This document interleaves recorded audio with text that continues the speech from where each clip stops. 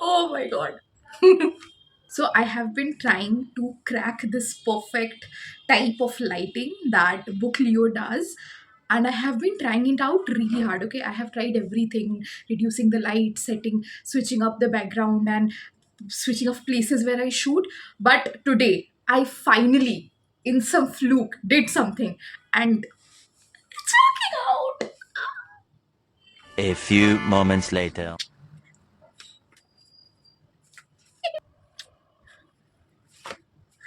Hi.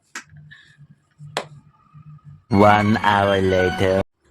So, how have you guys been? How was September for you all? Did you read something good? Did you watch something good? Do let me know in the comments. I myself had a great September reading wise, and even I watched a series that I really loved. And so, let's get started with the books. I think I will first talk about the books that I read. The first one that I want to talk about, it is called A Good Girl's Guide to Murder, and this book is everywhere on Bookstagram, on Booktop, on Booktube, everywhere. Everyone who is suggesting a good murder mystery, a thriller, they are recommending this book. And I can clearly tell why.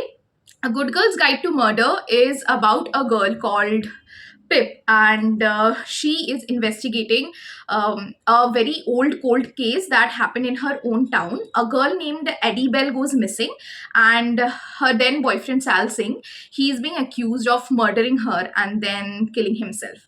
So yeah, but Pip, our protagonist, she's not really ready to accept the truth, that the verdict that the people of her town has given Sal Singh, and she believes that there is some other mystery, there are some other secrets behind this, and it was not Sal Singh. He was not capable of doing something like that. So yeah, that drives her to dig more and more into this case, investigating more and more into it. And as she starts doing it, a lot and lot of dark secrets come out. As she keeps digging, the things start getting dark and dangerous, and what she thought would be a just regular investigation of a teenage girl looking for some truth takes really really dark turns and twists, and the story progresses into something that you will not see coming.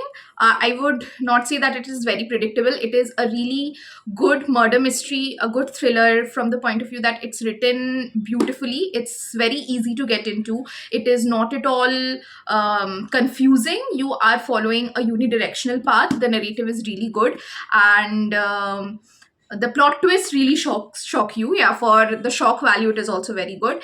And I would say that for someone who have not really ventured into thrillers much and want to give this genre a try, A Good Girl's Guide to Murder will be a very good start. There are also two books. This is a trilogy, but not necessarily it's a continuation. The story of Addie Bell and her missing story, it really ends here. And the next two books, they are about some different cases. But if you read this and you feel like you want more of Pip and more of Ravi, then obviously you have two more books to get your hands on. I have the second book, I am yet to get the third one, and I cannot wait to delve deep into this world once again. It was a really really good read, much much much recommended.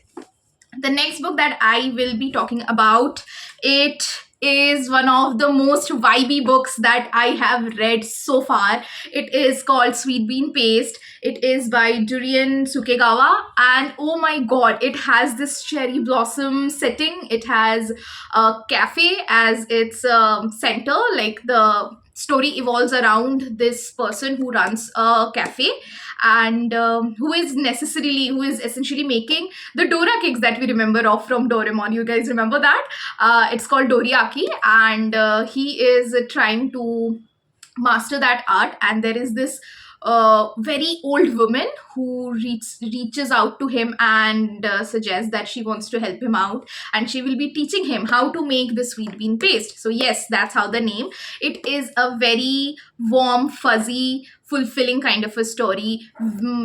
Like, yeah, the bit character driven, mostly vibes kind of a book. This is the kind of a book I would like to see as an anime movie. There is an actual movie out there which is adaptation of this book. I haven't watched it yet, but I think it would make a perfect anime movie with food and cherry blossom and that, like, uh vibe. I cannot describe it anymore. If you are looking for something slow, fuzzy, warm to read, I would highly suggest to pick up Sweet Bean Paste. It's a very good book. The next book that I read, it's called We Should All Be Feminist. It was a really tiny book of 66 pages. It is essentially from a TED talk of the author she gave, and it was modified into a book. It is a very renowned book. I have seen it at a lot of places.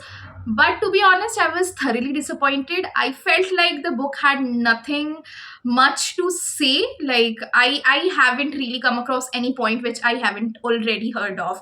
So I was looking forward to something really powerful and impactful, but I didn't feel like that was the book for me. I feel like I haven't really read a lot of feminist literature, but I still felt like I personally know much more about the topic, and this was not for me. If you are someone who are recently trying to explore how women are being deprived and why feminism is such an important issue, I think you can pick it up as a beginner who have not really explored that philosophy, that stream of thought yet.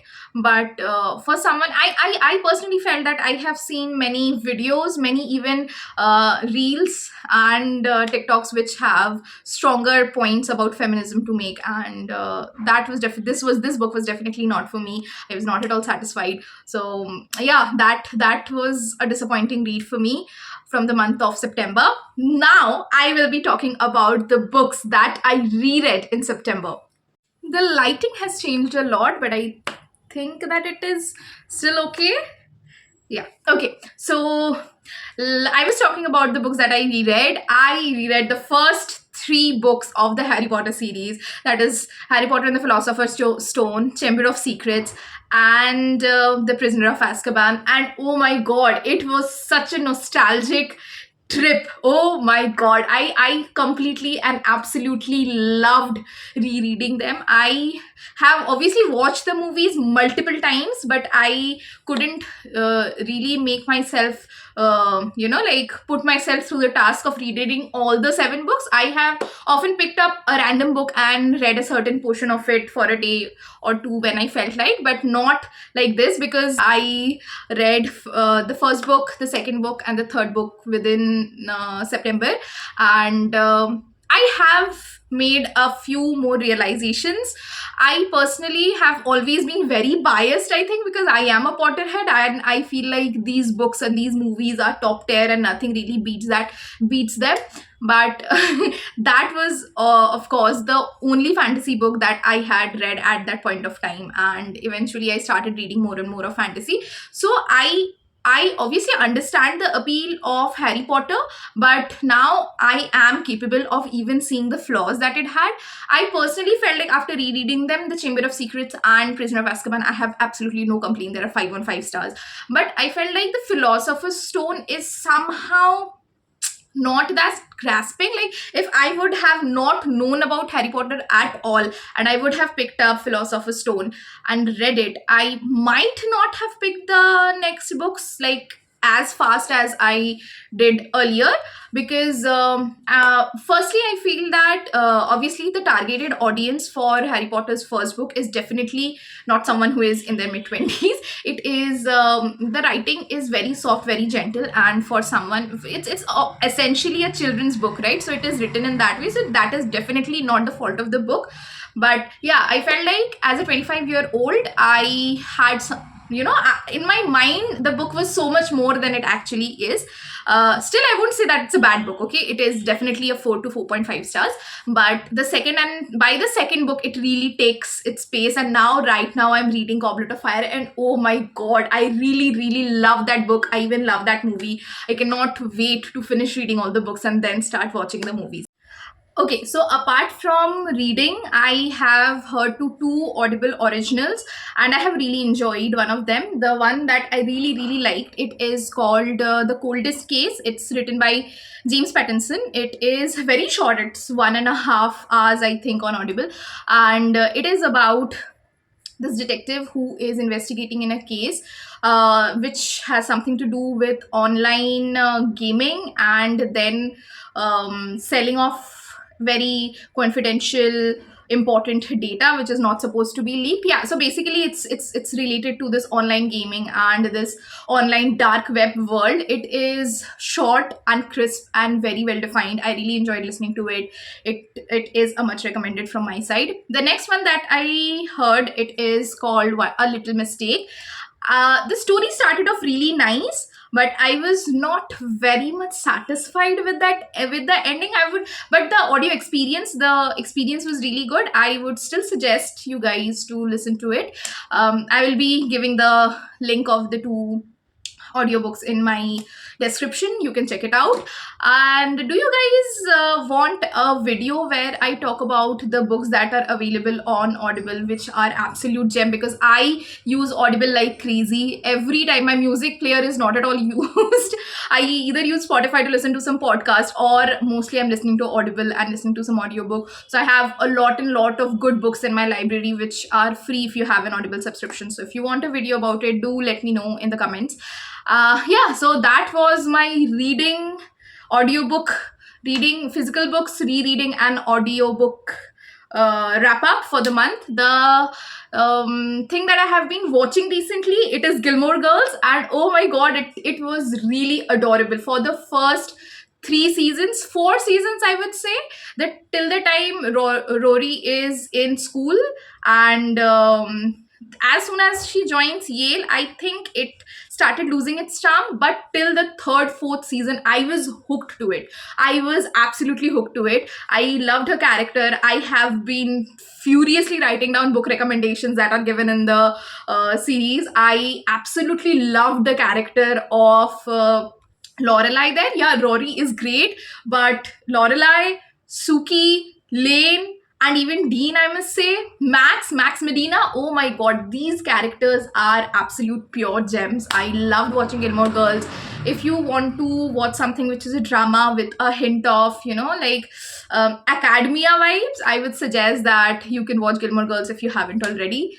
I think that will be the wrap up for this video. My September ended up really well, and I have hopes that October will end up really good as well. Let's see. There's a lot of things in my head. I have a lot of plans. Let's see how it pans out. I hope you guys are doing well. I hope you get to read a lot, watch a good heartwarming series and movies out there. Uh, I'll be taking off now. Bye.